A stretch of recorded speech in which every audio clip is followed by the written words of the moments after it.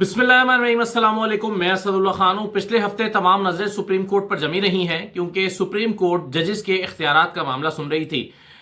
Justice Mansoor Ali Shah और justice Aqeel Abbasi साहब ने तफसील से अदालत के मुआविनीन मुकर्रर करने के बाद, उनका नुक्ता नज़र सुनने के बाद, हामिद खान को भी सुना, अटर्नी जनरल को भी सुना, एहसन भून को भी सुना, मुनीर मलिक को भी सुना, तमाम लोगों को सुनने के बाद अदालत ने फैसला फिर महफूज किया था कि जजेस के इख्तियारात के मामले पर कि क्या एक मामला एक ऐसा केस अगर अदालत के पास आ जाता है जिसमें आइन से मुतालिक चीज़ें हैं, तो क्या अदालत रेगुलर बेंच उसको सुन सकता है या उसको हर हाल में आइनी बेंच के पास ही भेजना है? क्या रेगुलर बेंचेस का दायरा इख्तियार बनता है या नहीं बनता? रेगुलर बेंचेस का दायरा इख्तियार है क्या? इन तमाम मामला पर सुना जा रहा था। इसको लोग 26th अमेंडमेंट के साथ रिलेट करके देख रहे थे और समझ रहे थे कि अगर तो जजेस का दायरा इख्तियार बन गया कि वो किसी भी मामले को सुन सकते हैं, या अगर एक मुकदमा उनके पास आ जाए और उन पर लाजिम नहीं है कि वो उसको आईनी बेंच के पास भेजें, तो इससे तो फिर 26वीं आईनी तरमीम जो है वो गैर मौसर हो जाएगी, या उसकी अहमियत कम हो जाएगी, या आईनी बेंच की अहमियत कम हो जाएगी। तो 26वीं आईनी तरमीम की अहमियत और इसके इस्तेमाल और उसके नतीजे में बनाए गए आईनी बेंच के का जो इख्तियार है या उसकी अहमियत जिस नीयत से उसको बनाया गया था, उस पर बहुत सारे सवाल उठने लगे थे। अब ये फैसला महफूज किया गया था। आज ये सुबह सवेरे खबर आई है कि कल सुबह 9:30 बजे ये महफूज फैसला सुनाया जाएगा। अब इसकी क्या अहमियत है कि कल सुबह 9:30 बजे सुनाया जा रहा है? अगरचे बहुत सारे लोगों को तवक्को थी कि ये जो फैसला है वो जुमे ही को सुना दिया जाएगा, लेकिन बहरहाल इसको जुमे को नहीं सुनाया गया और पीर तक के लिए मामला आ गया।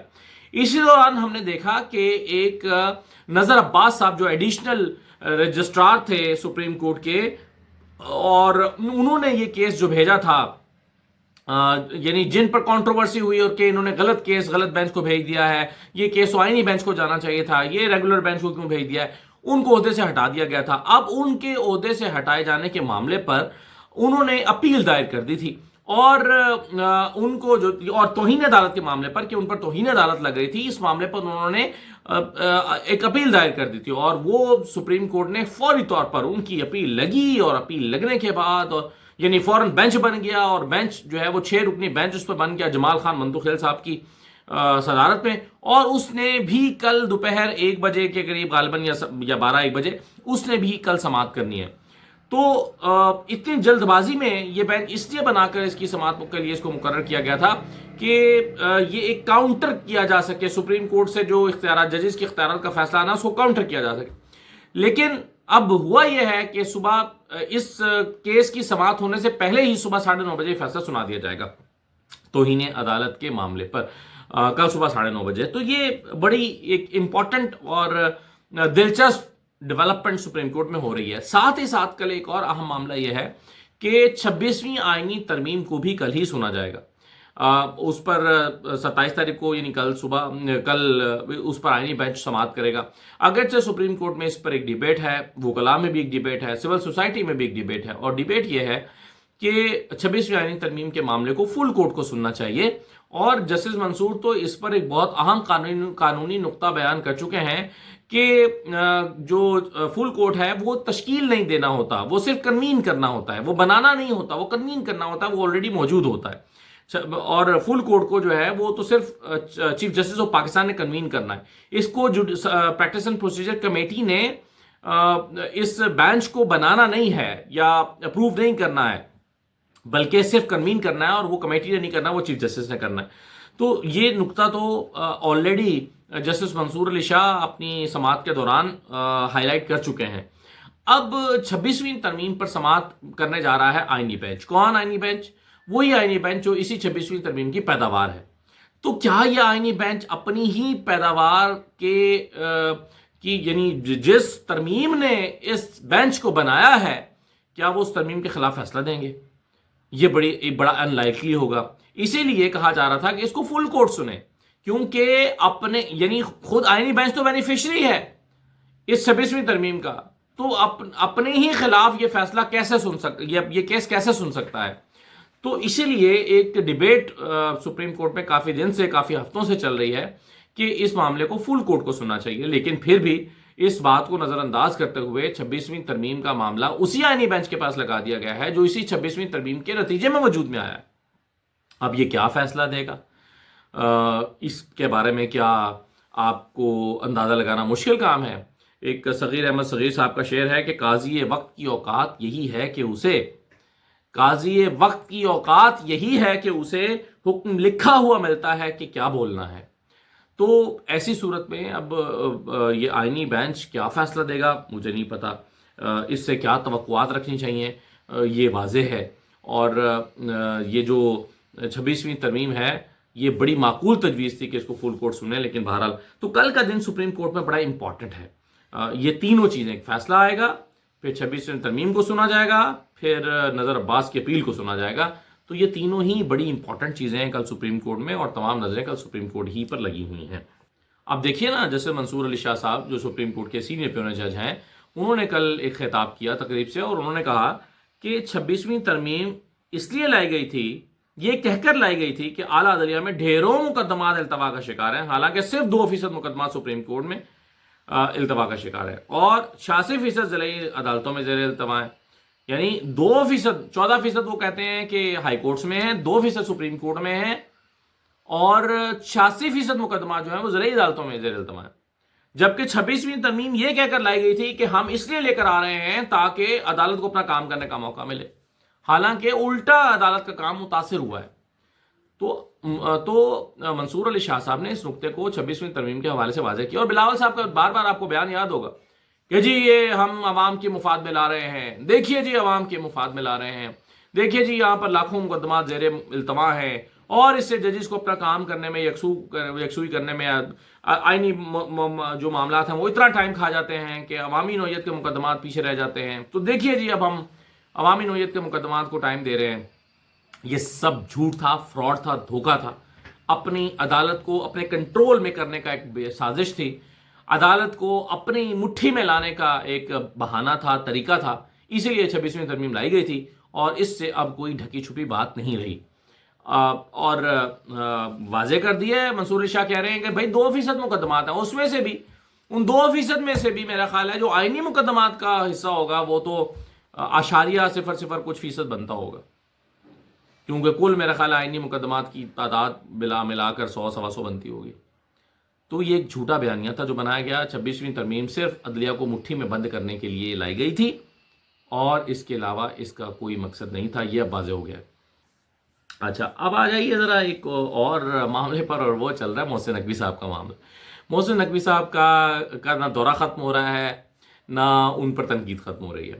محسن نقوی صاحب امریکہ چلے گئے، اور امریکہ جا کر ان سے کچھ غلطیاں سرزد ہوئیں۔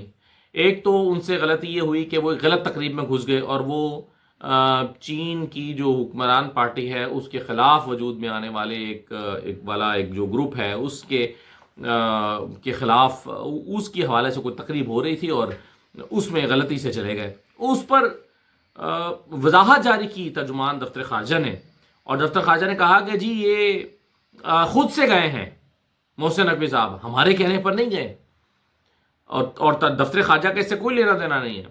تو یہ آپ کے لیے سمجھنا مشکل نہیں ہے کہ یہ کس نے وضاحت جاری کروائی۔ یہ ظاہر ہے یہ وضاحت جو ہے وہ وزیر خارجہ نے جاری کروائی۔ کون ہے وزیر خارجہ؟ اسحاق ڈار صاحب ہے۔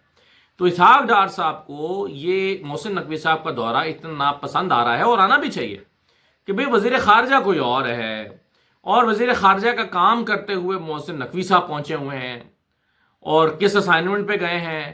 کیا جس نے ان کو بھیجا ہے انہیں اسحاق ڈار صاحب پہ بھروسہ نہیں ہے؟ جو کام اسحاق ڈار صاحب کے ساتھ کرانا چاہیے وہ محسن نقوی صاحب سے کرایا جاتا۔ کیا آپ سارا کام محسن نقوی کریں گے؟ چیمپئنز ٹرافی بھی وہی کرائیں گے، ملک کے داخلی جو سیکیورٹی کے مسائل ہیں وہ بھی وہی دیکھیں گے، اور خارجہ امور بھی وہی سنبھالیں گے؟ کیا محسن نقوی کے علاوہ کوئی اور یہ کام نہیں کر سکتا؟ کیا اسحاق ڈار صاحب نہیں کر سکتے؟ اسی لیے اسحاق ڈار صاحب کو یہ بات اتنی ناپسند آئی کہ انہوں نے دفتر خارجہ سے کہہ کر یہ وضاحت جاری کروائی کہ بھائی یہ غلطی سے چلے گئے ہوں گے، یا جیسے بھی گئے ہیں ہمارے کہنے پر نہیں گئے ہوئے، ہم نے نہیں بھیجا ان کو۔ اچھا، یہ تو دفتر خارجہ سے اسحاق ڈار صاحب نے وضاحت جاری کروا دی۔ اب عرفان صدیقی صاحب، جو کہ نواز شریف صاحب کے بڑے قریب مانے جاتے ہیں اور حکومت کے کا ایک اہم حصہ ہیں، سینیٹر ہیں، اور آج کل تو بڑے ووکل بھی ہیں، اور مذاکراتی کمیٹی کا بھی حصہ ہے، تو عرفان صدیقی صاحب نے ایک انٹرویو میں ابصار عالم کے ساتھ یہ کہا ہے، انہوں نے کہا کہ جناب یہ اب پہلی بات تو یہ ہے کہ یہ اپنے طور پر گئے ہیں، حکومت نے ان کو نہیں بھیجا، یہ جو بھی ملاقاتیں کر رہے ہیں یہ اپنے طور پر کر رہے ہیں، اس کا حکومت سے کوئی لینا دینا نہیں ہے، وضاحت کرے۔ پھر انہوں نے کہا کہ بہت سے لوگ مینیج کر کے اپنے طور پر تقریب میں پہنچے، مینیج کر کے، اور حکومت پاکستان کو کوئی دعوت نامہ نہیں آیا۔ عرفان صدیقی صاحب کو محسن نقوی کے خلاف یہ وضاحت کرنے کی ضرورت کیوں پیش آ رہی ہے؟ وہ کہتے ہیں کہ حکومت پاکستان کو کوئی دعوت نامہ نہیں آیا، بہت سے لوگ اپنے طور پر مینیج کر کے اس تقریب میں پہنچے۔ تو محسن نقوی پر سیدھا سیدھا انہوں نے اپنے طور پر مینیج کر کے پہنچنے کا واضح کر دیا کہ بھئی یہ تو اس طرح سے گئے۔ دوسرا انہوں نے کہا کہ پاکستان کے لیے کوئی دعوت نامہ نہیں آیا، جو میں نے آپ کو پہلے ہی کہہ دیا۔ پھر وہ کہتے ہیں کہ وہ غیر سرکاری طور پر گئے، دفتر خارجہ کا کوئی تعلق نہیں ہے، حکومت پاکستان کا کوئی تعلق نہیں ہے، حکومت کی وہ ترجمانی نہیں کر رہے، اور جو کچھ بھی وہ کر رہے ہیں بھائی ہمارا ذمہ نہیں ہے، وہ غیر سرکاری طور پر گئے ہیں۔ یہ وضاحت کرنا پڑی ہے عرفان صدیقی صاحب کو۔ پھر وہ کہتے ہیں کہ پہلے یعنی پھر انہوں نے کہا کہ ہاں اگر ضرورت پڑی آنے والے دنوں میں، اگر ضرورت پڑی اس طرح کی ملاقاتوں کی، تو سرکاری طور پر ڈار صاحب جو ہے وہ دورہ کر سکتے ہیں۔ یہ اس کا کیا مطلب ہے؟ اس کا مطلب یہ ہے، وہ کہہ رہے ہیں کہ بھائی اگر سرکاری دورہ کرنا ہے تو وہ ڈار صاحب کریں گے، سرکاری دورہ کرنا ہوگا تو محسن نقوی صاحب نہیں کریں گے۔ محسن نقوی صاحب اپنے طور پر مینیج کر کے پتہ نہیں کیسے گئے ہیں، ہمارا ایسے کوئی تعلق نہیں ہے۔ تو ایک حکومت اپنے ہی وزیر کے اتنے اہم دورے کو اس طرح سے انڈرمائن کرے تو مطلب واضح ہے کہ وہ کہہ رہے ہیں کہ بھائی یہ جو سبکی ہو رہی ہے، یہ جو اب آپ دیکھیں نا، بڑا کامیاب دورہ ہوتا اگر محسن نقوی صاحب کا، تو قطعاً ضرورت نہیں تھی۔ محسن نقوی صاحب کا یہ دورہ اگر ہوتا تو جو ہے وہ سرکاری تو اور کامیاب ہوتا تو قطعاً ضرورت نہیں تھی کہ وہ اس سے قطع لا تعلقی کرتے۔ وہ کہتے کہ ہاں جی حکومت کے وزیر ہیں، بڑے زبردست شاندار نتائج لے کر آئے ہیں، حکومت کے لیے بڑی اچھی خبریں لے کر آئے ہیں، وہ یوں کہتے۔ لیکن چونکہ پہلے دن سے ان کو سبکی کا سامنا ہے، حلف برداری میں وہ کوئی نظر نہیں آئے، غیر معروف سے لوگوں سے ملاقات کر کے تصویریں ڈالتے رہے۔ جو ولسن سے ملاقات کی تو جو ولسن نے اگلے ہی لمحے، یعنی ایک بندہ باہر نکلا ابھی ہوٹل نہیں پہنچا، اگلے ہی لمحے انہوں نے پیچھے سے ٹویٹ کر دی فری عمران خان۔ بہت بڑی سبکی کا سامنا کرنا پڑا، شرمندگی کا سامنا کرنا پڑا، اور اس کے بعد پھر وہ غلط تقریب میں گھس گئے۔ تو پے در پہ ایسی غلطیاں انہوں نے کی ہیں کہ حکومت کو بھی وضاحت جاری کرنا پڑ گئی کہ بھائی ہمارا اس سے کوئی تعلق نہیں، اور ہم جو ہے وہ اس سے کوئی ہمارا لینا دینا نہیں ہے۔ اچھا، دوسری بات یہ ہے کہ اب محسن نقوی صاحب جب یہ آج انہوں نے کوئی، میں ٹی وی پر دیکھ رہا تھا، کوئی وضاحت بھی جاری کرائی ہے، اور انہوں نے کہا ہے کہ جی انہوں نے کچھ اس طرح سے کہ بھئی کچھ لوگ پروپیگنڈا کر رہے ہیں، کوئی جعلی چیز کر رہے ہیں، میرے خلاف پروپیگنڈا کیا جا رہا ہے، واٹ ایور، اس طرح کی کوئی انہوں نے بات کی ہے، میرے ذہن میں پوری طرح سے نہیں ہے، لیکن بہرحال اس سے اندازہ یہ ہوتا ہے کہ محسن نقوی صاحب کو بھی وہاں بیٹھ کے پریشانی کا سامنا ہے کہ بھئی میرے بارے میں کیا چل رہا ہے۔ حالانکہ انہوں نے اپنے طور پر میڈیا کو بڑا زبردست مینیج کرنے کی کوشش کی، تمام ٹی وی چینلز پر بڑے اہتمام سے خبریں چلائی گئیں، اور خبریں اہتمام سے چلائی گئیں، اور کہا گیا کہ دیکھیں جی ان کو پروٹوکول سے لایا گیا ہے، اور ان کو پہلی صف میں بٹھایا گیا ہے، اور اس طرح کی باتیں انہوں نے چھوٹی چھوٹی باتیں کر کے اپنے دورے کو اہمیت دینے کی کوشش کی۔ لیکن نکلا کہ الٹیمیٹلی اس میں سے شرمندگی، سبکی، قطع لا تعلقی، جو حکومت کی طرف سے وضاحتیں اور دفتر خارجہ کی وضاحتیں، یہ دورے میں سے کل حاصل ہوا ہے محسن نقوی صاحب کو۔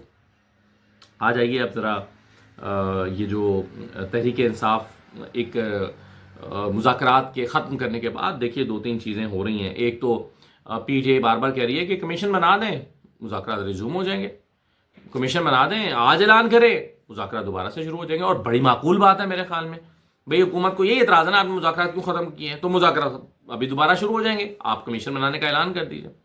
لیکن اصل بیانیہ جو عمران خان بنا رہے ہیں، اور میرا خیال ہے تحریک انصاف بھی شاید ابھی وہ اس بیانیے پر بات کرنے لگے، اور بار بار عمران خان کہہ رہے ہیں کہ ایک دو انہوں نے اس حکومت کو اردلی حکومت کہنا شروع کر دیا۔ پہلے وہ کہتے تھے نا کہ سلیکٹڈ حکومت ہے اور جعلی حکومت ہے، اب وہ کہتے ہیں اردلی حکومت، اب اس حکومت کو پکارتے ہیں اردلی حکومت کے نام سے۔